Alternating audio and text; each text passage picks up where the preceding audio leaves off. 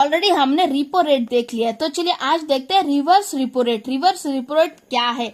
एक सवाल से शुरू करते हैं। क्या आप जानते हैं कि आरबीआई पैसा उधार में लेता है, लोन में लेते हैं? जी हाँ, एकदम करेक्ट है। मान लीजिए हमारे पास दो बैंक है, एक एसबीआई है और आरबीआई। देखिए आरबीआई क्या है? सेंट्रल बैंक है, ठीक है। ये सारे बैंक को सुपरवाइज करता। और सारे बैंक कौन सा हो सकता है? Cooperative, commercial, RRB, foreign bank का जो ब्रांचेस है वो सारे कॉमर्शियल बैंक है।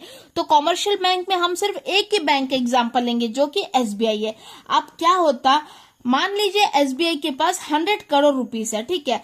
तो एसबीआई सोचेगा ये रुपीस यदि मैं पब्लिक को लोन में देता हूं तो अलग अलग पब्लिक को अलग अलग रेट में देना पड़ेगा, क्योंकि पब्लिक तो हर एक रेट में लोन लेंगे ना। कोई व्हीकल लोन लेगा, कोई होम लोन लेगा, तो हर एक लोन का अलग अलग इंटरेस्ट रेट है। और सारे कोई पब्लिक डिफॉल्टर होते, लोन वापस नहीं करते।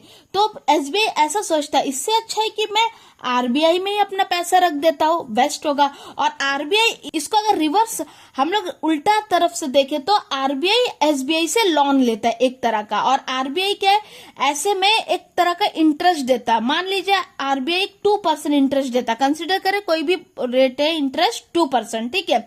एक्चुअली ये जो इंटरेस्ट रेट वक्त के साथ डिसाइड होता है, लेकिन हम यहाँ पर 2% इंटरेस्ट रेट कंसिडर करके चलेंगे। मान लीजिए आरबीआई जो लोन लिया एसबीआई से 100 करोड़ का, इससे 2% इंटरेस्ट रेट देता है, ठीक है, देता है। तो इससे क्या होगा कि एसबीआई को बहुत फायदा होता है। 2% इंटरेस्ट रेट, पब्लिक को देने का झंझट नहीं है, प्रॉब्लम नहीं है। तो एसबीआई अपना सारा पैसा आरबीआई में पार्क कर देता। तो इससे क्या हो जाता है कि एसबीआई के पास फंड कम हो जाता और लोन में पैसा कम घुमाते। तो इसमें क्या होता, पब्लिक के पास पैसा कम होता, और पब्लिक के पास पैसा कम होना बोलने से लो इन्वेस्टमेंट। लो इन्वेस्टमेंट मतलब इन इकोनॉमी में कभी भी इन्वेस्टमेंट लो हो गया मतलब इकोनॉमी का एम्प्लॉयमेंट जनरेशन कम हो जाएगा, इकोनॉमिक ग्रोथ कम हो जाएगा। तो वेरी इंपॉर्टेंट, ठीक है। तो इसलिए आरबीआई कभी कभी क्या कर देता है, रिवर्स रिपो रेट का जो रेट होगा ना, जो इंटरेस्ट रेट है ना, उसको कम करता रहता। क्यों कम करता? ताकि एसबीआई को ये फील हो कि वो जब भी आरबीआई में पैसा रखते हैं उनको लॉस हो रहा है, ठीक है। ऐसा लॉस फील होने से एसबीआई क्या करेगा, एसबीआई यानी any type of commercial bank, वो जितना भी फंड है वो पब्लिक को इंटरेस्ट में देना शुरू हो जाएगा, मतलब लोन में देना शुरू हो जाएगा, ठीक है। तो इसे समझते हैं और थोड़ा इसमें आरबीआई रेट आरबीआई पे bank is called reverse rate, मतलब जो रेट आरबीआई पे करता है उसे रिवर्स रिपो रेट बोलेंगे, ठीक है।